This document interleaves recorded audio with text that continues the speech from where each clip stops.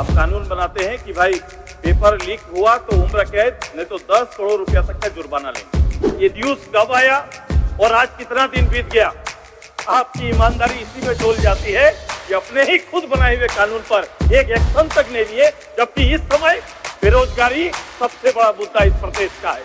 मैंने पूछा एक अधिकारी से, आप लोग लिखते हैं कि निष्पादन हो गया, मैं बोला निष्पादन किसको कहते हैं? उन्होंने कहा कि निष्पादन हम लोग इसको कहते हैं कि आवेदन जितना आया इसको गिन के हम लोग डिस्ट्रिक्ट कार्यालय पहुंचा दिए, ये हमारा काम का निष्पादन हो गया। जैसे हम लोग तापमान, शरीर का तापमान नस छू के शरीर की गर्मी से पता चलता है कि आपको बुखार है कि नहीं, उसी तरह छोटे कार्यालय में छोटे पदाधिकारी के अंदर चल रहे आचरण को ही अब सरकार का आचरण मानते हैं, यही सच्चाई।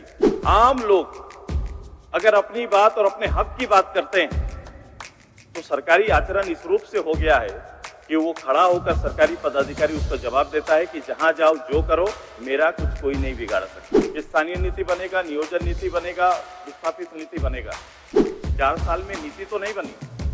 अवसर आया एक कि पेपर लीक होने और नकल से जुड़े मामलों पर बगैर प्रारंभिक जांच के एफआईआर और गिरफ्तार करने का प्रावधान किया गया है कि आप जाइए, जहां जाइए वो कह देंगे जाइए मुख्यमंत्री तक जाइए, जहां जाना है जाइए, मेरा कोई कुछ नहीं बिगाड़ सकता है, क्योंकि हम लेकर आए मुख्यमंत्री के रूप में आते हैं।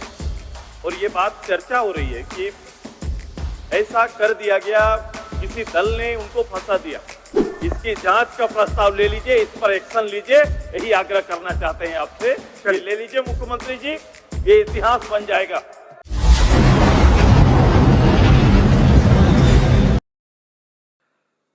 अध्यक्ष महोदय, आज सबसे पहले परिस्थिति चाहे जो कुछ भी हो, मैं अपने झारखंड आंदोलनकारी नेता जिन्हें मुख्यमंत्री की शपथ दिलाई गई है, मैं आदरणीय बड़े भाई चंपई सोरेन जी का मुख्यमंत्री बनने पर मैं उनको शुभकामना देता हूं। मैं व्यक्तिगत रूप से मेरी हमदर्दी वर्तमान जो घटना घटी, जो परिस्थितियां पैदा हुई, उस परिस्थिति में भी हेमंत जी के प्रति व्यक्तिगत मेरी संवेदना है। लेकिन इससे भी ऊपर जिस दायित्व के साथ आज हम आपके समक्ष इस सदन में खड़े हैं, वो मेरा बड़ा दायित्व है। भावनात्मक रूप से काफी बातें हुई, अपना पक्ष रखा गया, दलीलें अभी होनी ये चाहिए थी कि केवल वर्तमान परिस्थिति पर चर्चा होती तो अच्छा रहता। परिस्थिति क्यों आई, परिस्थिति के कारण को कभी कभी सामाजिक रूप से, कभी कभी धार्मिक रूप से जोड़ के देखना, मैं इस रूप से मैं न सोचता हूं, न मेरा कोई इस तरह से मेरा बयान सामने रहता है। लेकिन आज मुझे इस बात की लेकर थोड़ी चिंता है कि जिस प्रदेश, जिस जगह पर, जिस क्षेत्र का हम लोग नेतृत्व कर रहे हैं, इसका इतिहास को मैंने 3 पार्ट अलग अलग करके देखा। एक पार्ट स्वर्णिम पार्ट हमारा, जो हमारा इतिहास है, देश आजादी से पहले अंग्रेजों के समय जिस रूप से हमारे इस धरती पुत्रों ने लड़ा, जिस रूप से यहाँ के जल, जंगल, जमीन और अस्मिता की सुरक्षा के लिए, वो स्वर्णिम काल था जहां लीडर आए जिनको आज तक, वर्तमान समय तक उदाहरण मान के राजनीति में चर्चा हो रही है। एक पार्ट उसके बाद जब आजाद भारत में हुआ तो इस झारखंड के इस खंड को और यहाँ की प्राकृतिक संपदाओं पर चर्चा शुरू हो गई कि भाई वहां एक ऐसा क्षेत्र है जिसकी संपदा को अगर सही उपयोग किया जाए तो एक बेहतर झारखंड के उस खंड के लोगों के जीवन स्तर को सजाया जा सकता है। तीसरा काल एक बड़े आंदोलन के बाद इस राज्य का आया, इस राज्य का गठन हुआ, और आप प्रत्यक्ष रूप से मुझे इस बात को बोलते हुए मैं बड़ा गर्व महसूस करता हूं कि आप भी अध्यक्ष एक झारखंड आंदोलनकारी रहे। तो आंदोलनकारी के बाद जब एक राज्य प्रदेश आता है और प्रदेश के बाद की जो हिस्ट्री बनती है, उसके बाद का जो इतिहास अभी बना है, वो इतिहास कई कांडों के लिए जाना जाता है। कई इस तरह से अलग अलग अपराध, अलग अलग भ्रष्टाचार के रूप में इस प्रदेश की गिनती श्रेणी में आकर खड़ी हो गई है। ये इस पर सबको मंथन और विचार करना होगा। हम कोई इस राज्य की तरक्की जैसे कोई विषय या फिर कुछ ऐसे विषयों पर चर्चा नहीं कर रहे हैं। मैं भावनात्मक अभी पूर्व मुख्यमंत्री जी का भावनात्मक बयान सुन रहा था और मुझे इसमें भी इस बात को आंदोलनकारी परिवार के से आने वाले उनके पुत्र सही आंदोलन में कभी प्रत्यक्ष रूप से आए नहीं, लेकिन कम से कम उस परिवेश में जीने का, आगे बढ़ने का इनके लिए बहुत अवसर था। मुख्यमंत्री के रूप में आते हैं और ये बात चर्चा हो रही है कि ऐसा कर दिया गया, किसी दल ने उनको फंसा दिया। तो उसके लिए उदाहरण है इस प्रदेश के अंदर में। गुरुजी इस प्रदेश से नेतृत्व करते थे और बताओ जब इस तरह से स्थिति चिरूडी कांड जैसा कांड उनके ऊपर आरोप लगता है, उस काल में भाजपा पार्टी तो नहीं थी, भाजपा सत्तासीन नहीं थे। 93 का वोट फॉर नोट रिश्वत कांड, उस समय तो भाजपा तो नहीं थी। हमारे पूर्व मुख्यमंत्री मधु कोड़ा जी थे, तो उस समय तो कोई भाजपा की गवर्नमेंट नहीं थी। इसलिए इंकित करके किसी के बारे कि आपके कारण ऐसा हुआ, ऐसा नहीं हो सकता है। ये आरोप कभी भी कहीं पर लग सकते हैं और मैं प्रथम दिन से लोग पूछ रहे थे कि क्या करना चाहिए, एजेंसी के पास जाना चाहिए, अपना पक्ष रखना चाहिए, न्यायालय पर विश्वास करना चाहिए। देश के प्रधानमंत्री भी एजेंसी के सामने 12-12 घंटा रहे हैं, ऐसा थोड़ी है कि नहीं रहे हैं। एक बार नहीं 2 बार तक उनको एजेंसी के सामने जाना पड़ा, अपना पक्ष रखना पड़ा। कांग्रेस पार्टी के जो हेड नेता हैं उनको अपना पक्ष रखना पड़ा है और ये लोग करते हैं, उसका आदर करते हैं, सम्मान करते हैं। जिस संविधान के दायरे में हम काम कर रहे हैं, अपने अधीनस्थ बनाए हुए एजेंसियों का सम्मान भी तो करना हमारा ही काम है। मैं आज इस सरकार में कार्यों के बारे में चर्चा हुई, मैं उसके पीछे मैं कार्यों की चर्चा नहीं करेंगे। कार्यों का हिसाब जब समय आएगा तो निश्चित रूप से जब जनता के पटल पर जाएंगे तो लोग चर्चा करेंगे, अपनी उपलब्धि लोग बताएंगे। लेकिन मैं ये कहना चाहता हूं कि आज की परिस्थिति और भाव, मैं सारे आरोप को अगर एक किनारे भी कर देते हैं तो सच्चाई यही है कि भी एक बात तो ठीक, मेरे अनुकूल एक चीजें थी। मैं जो सोचता था राज्य के अंदर में कि सरकारी पूरा शासन जनता के बीच में जाए और जवाबदेह शासन हो, ऐसा हर लोग चाहेंगे, पूरा सदन के लोग चाहेंगे। उनका जनता दरबार का कार्यक्रम, पंचायत का कार्यक्रम मैं व्यक्तिगत नहीं छोड़ता था।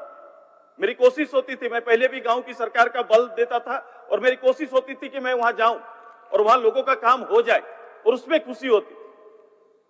लेकिन आप देखेंगे तीसरा बार इस तरह का कार्यक्रम आहूत हुआ, लेकिन पहले 2 कार्यक्रमों का कोई लेखा जोखा नहीं, लोगों के आवेदन का कोई सम्मान नहीं और उसके बारे कोई डाटा नहीं।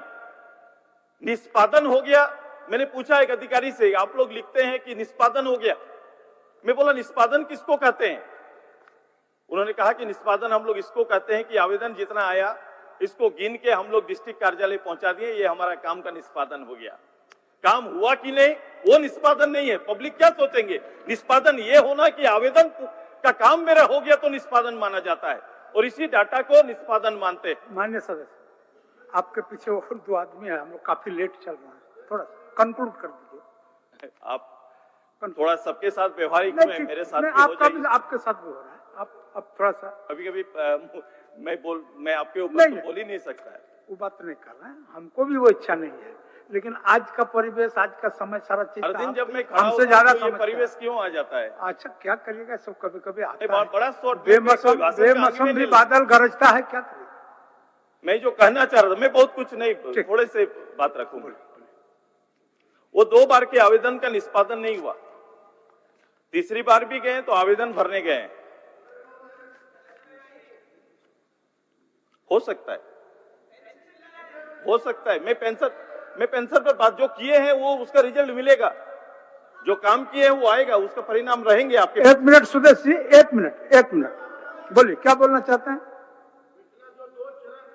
कह रहे हैं हमारे माननीय सदस्य जो बहुत अनुभवी हैं और उप मुख्यमंत्री भी रह चुके हैं, कहाँ का आंकड़ा चाहिए, कहाँ का डाटा चाहिए, किस जिले का, किस विधानसभा का, कि जहां आपकी योजना, आपकी सरकार, आपके द्वार कार्यक्रम हुए और जो जितने भी आवेदन आए, उसका निराकरण नहीं हुआ, जनता की समस्याओं का समाधान नहीं मेरे हुआ, भाई, बता दे ठीक। अपने विधानसभा का, अध्यक्ष जी, पिछली विधानसभा का बोलिए बोलिए सुरेश जी, अध्यक्ष जी, चलिए बोलिए। मेरे भाई मंत्री भी रहे हैं, वो भी जवाबदेही जिम्मेदारी उनकी भी है। अगर इस तरह से मैं विभागीय चर्चा में ये बात में आऊंगा, जब विभागीय का चर्चा होता है तो हम लोग आएंगे, पर्टिकुलर देंगे। लेकिन सच्चाई ये है कि गढ़वा के किसी गांव और किसी पंचायत में चल जाएंगे आज ना, तो वहां भी ये उदाहरण मेरे मंत्री जी को मिल जाएगा, मेरे पूर्व मंत्री जी को मिल जाएगा, ये मिल जाएगा वहां भी। मैं कहने के पीछे का केवल एक सार था इसमें, ये क्यों मैं बोल रहा था कि सारे आरोप मैंने कहा किनारे कर दीजिए, इसके माध्यम से आज जनता का भाव खाली जानिए, जनता किस रूप से देखती है। हमारा सरकार का आईना होता है उसका सबसे नीचे तबका का पदाधिकारी, कर्मचारी और उसका कार्यालय, कि सरकार कैसी चल रही है। जैसे हम लोग तापमान, शरीर का तापमान नस छू के शरीर की गर्मी से पता चलता है कि आपको बुखार है कि नहीं, उसी तरह छोटे कार्यालय में छोटे पदाधिकारी के अंदर चल रहे आचरण को ही आप सरकार का आचरण मानते हैं, यही सच्चाई है। आज के दिन में अगर कोई भी कहीं पर, किसी गांव में, किसी क्षेत्र में आम लोग अगर अपनी बात और अपने हक की बात करते हैं तो सरकारी आचरण इस रूप से हो गया है कि वो खड़ा होकर सरकारी पदाधिकारी उसका जवाब देता है कि जहां जाओ जो करो, मेरा कुछ कोई नहीं बिगाड़ सकता है। माने ये हिम्मत के साथ जिनको जो काम करना है, जिनके अधीनस्थ सरकार के जो इशारे सरकार के गाइडलाइन में काम करना है, उनका मन इस कदर बढ़ा हुआ है कि आप जाइए, जहां जाइए वो कह देंगे जाइए, मुख्यमंत्री तक जाइए, जहां जाना है जाइए, मेरा कोई कुछ नहीं बिगाड़ सकता है, क्योंकि हम देकर आए हैं। माने ये वातावरण है, ये वातावरण है। चलिए सुरेश बाबू, अब आप समाप्त करिए। ये वातावरण है, ठीक, चलिए। और इसी वातावरण का ही आज एक माहौल बना है कि आप करना क्या चाहते हैं, आप आगे क्या करना चाहते हैं। देखिए, नीतियां बनाने पर सरकार आई, बहुत बड़ा रोल रहा कि नीति बनेंगी, कि स्थानीय नीति बनेगा, नियोजन नीति बनेगा, विस्थापित नीति बनेगा।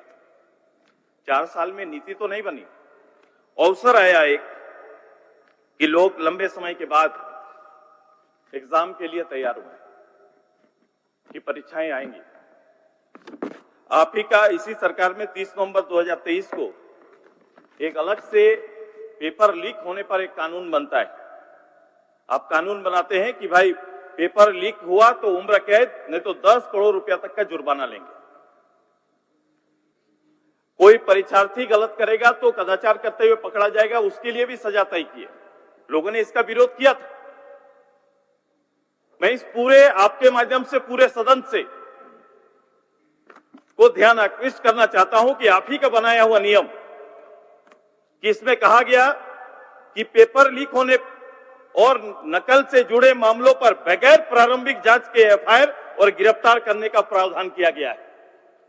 अब बताइए, ये न्यूज कब आया और आज कितना दिन बीत गया। आपकी ईमानदारी इसी में डोल जाती है कि अपने ही खुद बनाए हुए कानून पर एक एक्शन तक नहीं लिए, जबकि इस समय बेरोजगारी सबसे बड़ा मुद्दा इस प्रदेश का है।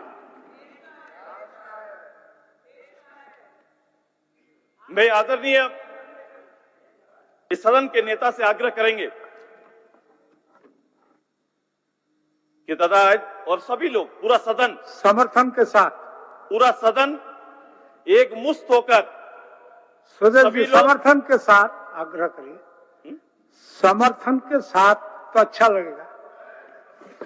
अगर ये काम आप करिए, ये युवाओं की बात आप से लेकर सभी लोग करते हैं, उनके पक्ष में सभी लोग खड़े होते हैं। आज यहीं पर खड़ा होकर सब लोग एक मत होकर प्रस्ताव, इसकी जांच का प्रस्ताव ले लीजिए, इस पर एक्शन लीजिए, यही आग्रह करना चाहते हैं आपसे। ये ले लीजिए मुख्यमंत्री जी, ये इतिहास बन जाएगा। अब वरना परंपराओं को लेकर चलने वाले मुख्यमंत्री के रूप में मैं नहीं चाहता आपका परिचय बने।